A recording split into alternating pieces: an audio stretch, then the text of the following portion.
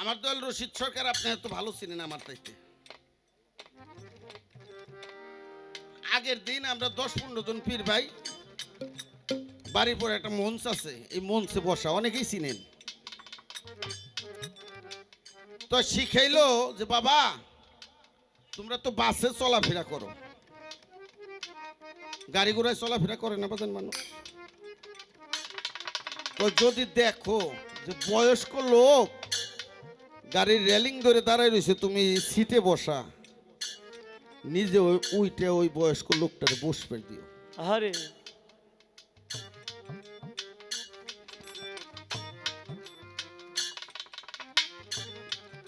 পরের দিন বাড়িতে যাইতেছি, সিংহের থেকে সাউরাইল বাদজা পাড়াগ্রাম পর্যন্ত। তো আমি পাহড়তলা গেছি, পরে দেখি দাঁড়িয়ালা একটা মুরব্বী লোক, মানিকগঞ্জ সিদ্দিক দরবারের মুড়িতে পরে জানছি লোকটা দাঁড়ানো। তো ওইটা বলছি কি বাজান বসেন, ছোট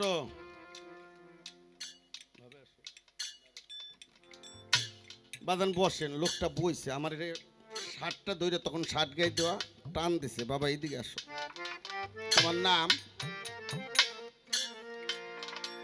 সাত্তার, তোমার বাবার নাম সামাদ মেম্বার, তুমি যে কামটা করলে এই কামটা তোমার শিখেছি কিনা? আরে আমি বললাম বাজান আমার দয়াল গতকাল আমাদেরকে শিক্ষা দিছে। আহা, তোমার দয়াল কে? রশিদ সরকার।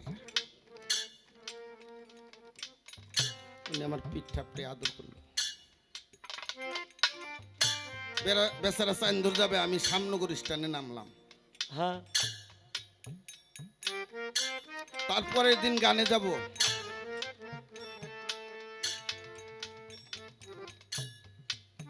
সাটুরের উত্তরে গান।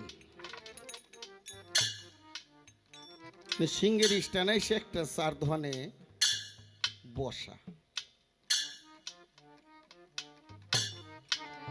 তা আমি আইসে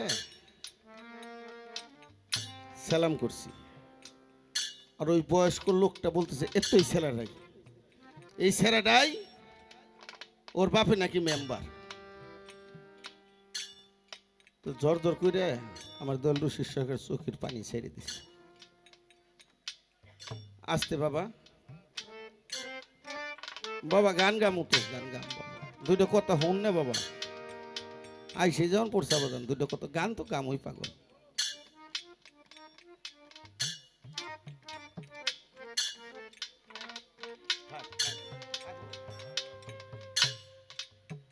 তখন আমি ভয় পাইতে লাগলাম যে আমি না জানি বড় কোন অপরাধ করে ফেলাইছি। আরে বাবা কষ্ট পাইছে, এই জন্য তার চোখে পানি। আমি জোর হাত করে দাঁড়াই রয়েছি। বলে সাত্তার, লোকটার চিনো? আমি বললাম না বাবা আমি চিনি। লোকটারে তুমি কালকে সিটে থেকে উঠে লোকটার বসতে দিছিলে? হ্যাঁ আমি বললাম বাজান এই লোকটা কোন লোক তা কোর পারম না, তবে একটা লোকরে দিছিলাম, আপনি আগের দিন শিখাইছিলেন তাই।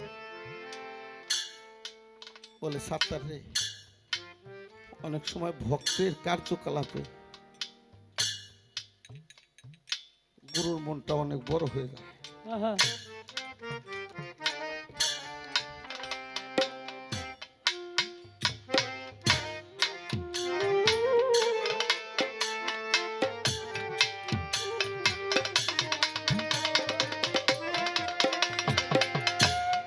যে আমি আগের দিন শিখাইছি আর পরের দিনই তুই এই কামটা করছাস।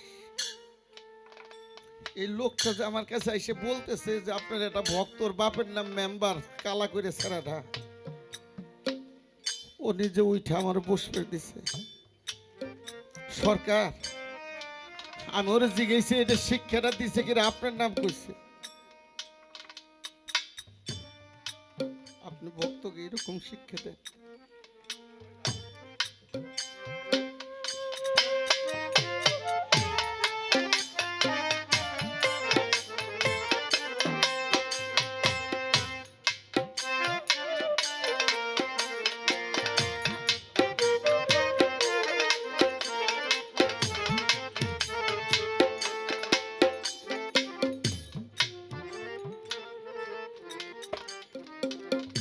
বোন মৌসুমী বাউল, গুরু যদি কোনো ভক্তকে, গুরু কখনো চায় না যে আমার ভক্ত খারাপ হতে যায়। সে চায় যেন একজন মানুষের মতো মানুষ হতে পারে, ওদের কারণে যেন আমার সুনাম আরো বাড়ে। আপনি যদি সম্মান দেন তাহলে সম্মান পাবেন। একটা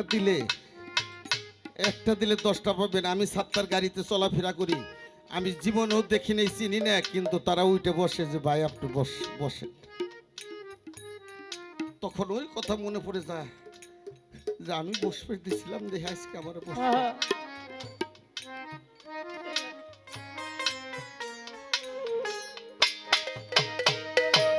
দেখা দে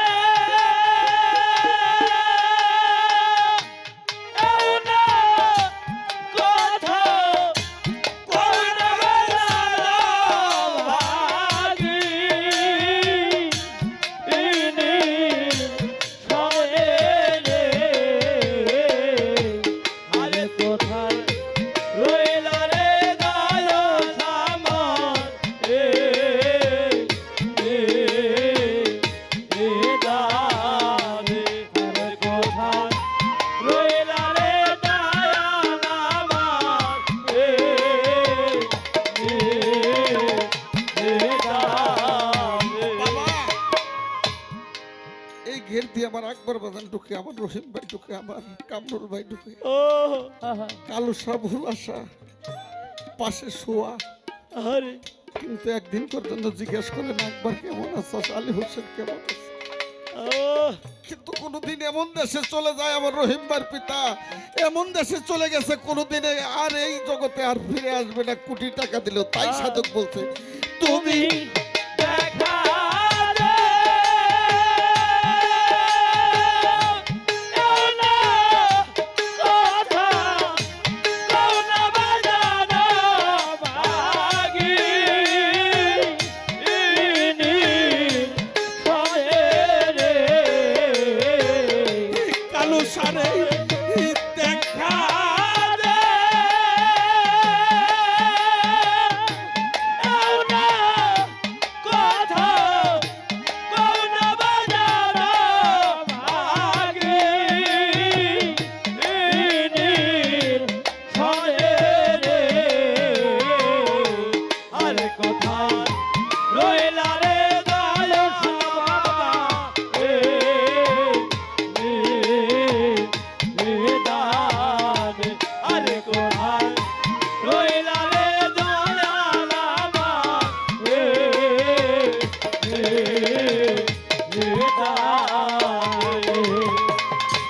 আরে আসার পথ ছায়া রে ছায়া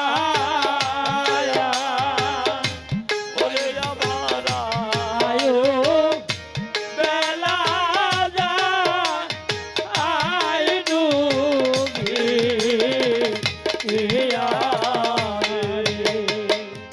আরে আসার পথ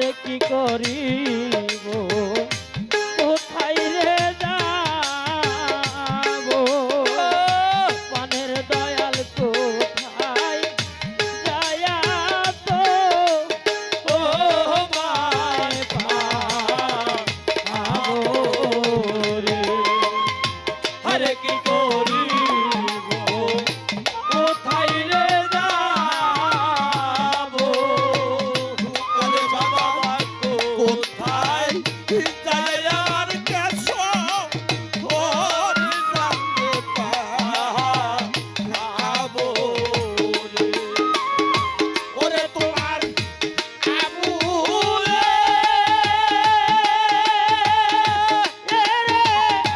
লয়া যায় হাতে প্রাণ পরিলে এ তু খানে রে ওরে তোমার আবুলে লয়া যায় কালু চাদরিলে এ দূর খানে রে আরে কোথায় রইলা রে দয়া আমার হৃদয় আরে কোথায় রইলা রে দয়া আমার হৃদয় কালো সারে আসার পথ আরে চাইয়া রে চাইয়া ও সত্তার কেদন কুকুর ভোলা সিদ্দিক আয়ু বেলা বাজারে যা আই তু আরে আসার পথে যাইয়া রে যাইয়া আলো সারে আয়ো বেলা যায় আই ডুবি দিয়া আরে তুমি আইলা আরে আরে লোকা লুসাবা দতে দিবে তু দিবে ওরে তুমি আইলা না আরে ওদা লালটান দেখিতে এ দূর দিনে রে আরে তুমি আইলা না আরে যাবু লুসাবা দতে দিবে এ দূর দিনে রে আরে কোথায় রইলা রে দয়া নামা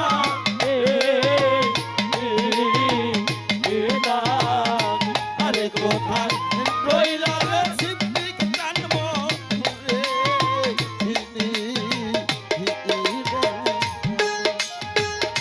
আরে কোথায় রইলা রে কেশব কালু